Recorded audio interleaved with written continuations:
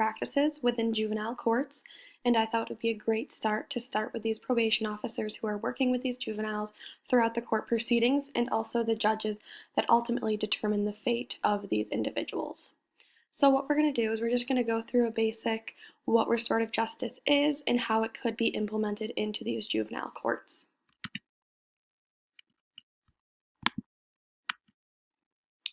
So first we want to discuss what is restorative justice.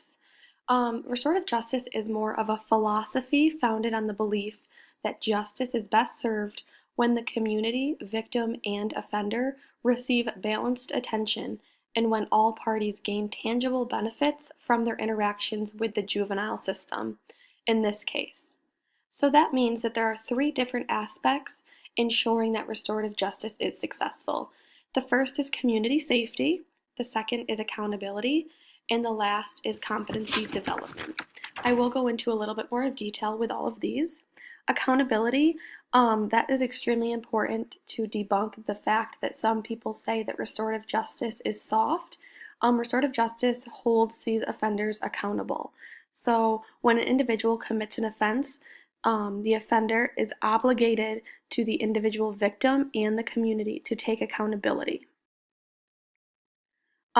Accountability can not just have to be the thought of apologizing and saying sorry, but also things like restitution or service to the victim or community. So community service and or paying fees back if it was a property crime to the victim to ensure that everything gets fixed and it's covered under the offender's expenses.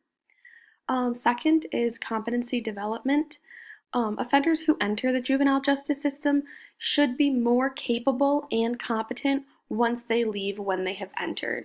So that means basically in the restorative justice process, we need to ask the question, what do you need in order to change your behaviors? We don't want to take this time and waste it. We want it to be a more of a rehabilitative approach and best accomplish what the offenders want to work on. We also want them to become more productive of society in a larger community. This may include examples such as vocational training, education, and different work experiences that we can link them with while they're working with us. Lastly is community safety. Community safety is huge, definitely when dealing with offenders and juveniles. The juvenile justice system has a responsibility to protect the public from these juveniles in the system. That being said, we can use restorative justice as an alternative to incarceration because we do know that incarcerating a youth in a locked detention facility can be extremely expensive and that not all of them are a harm to themselves or others in the community. So really drawing that line and understanding who is needing to be held and then who can be remaining in their community and not causing a threat.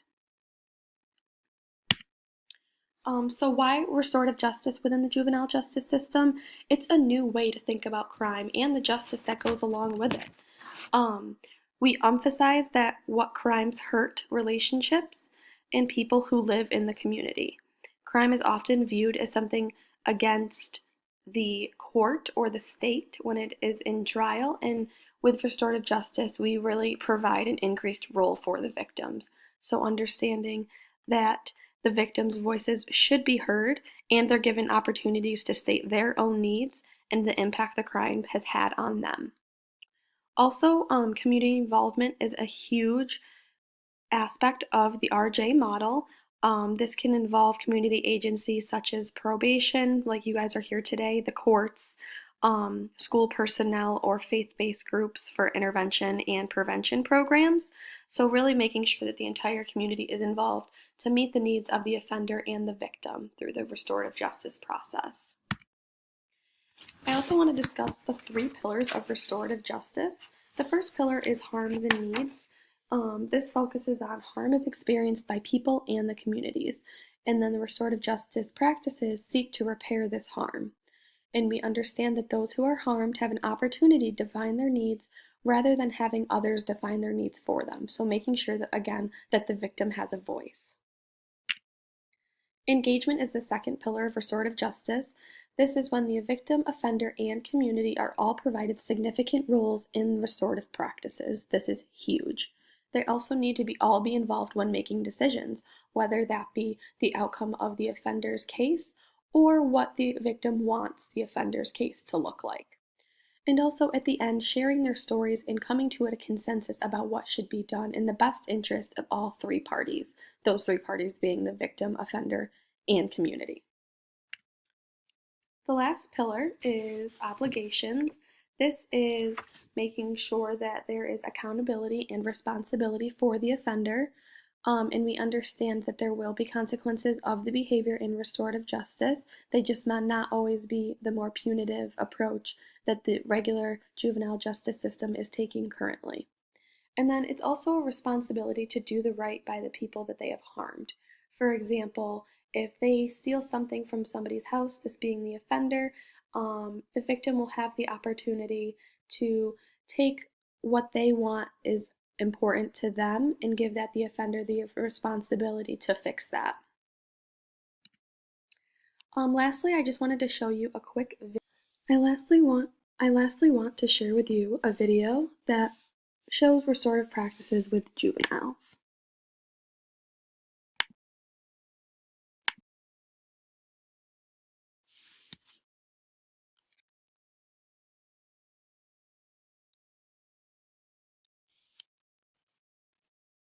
Anytime a youth offends, besides the victim, the community is affected as well.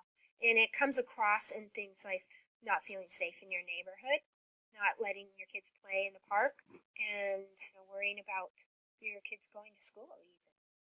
We're going to do a practice scenario for a restorative justice conference. When David got in trouble, Officer Esteba called and talked to you both about this opportunity to stay out of the juvenile justice system.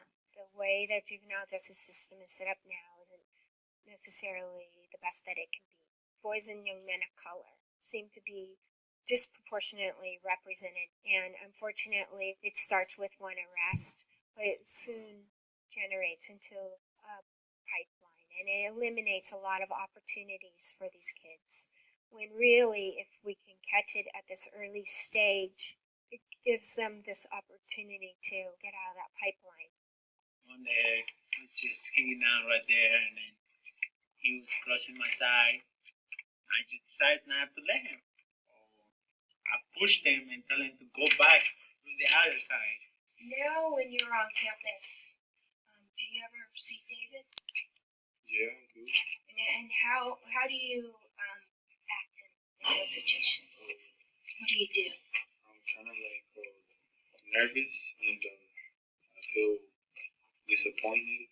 If you get in trouble, they're just going to take you to jail. Here you can solve problems another way, either personally, like talking to the person that you hurt or the person that hurt you. You can just talk and solve things. You know that you did it, that is wrong, and you can fix it. Because if you go to jail, you're not going to fix it. You can just make it worse. So I just wanted to share that video to show an example of how we can implement restorative practices in our Erie County juvenile justice system.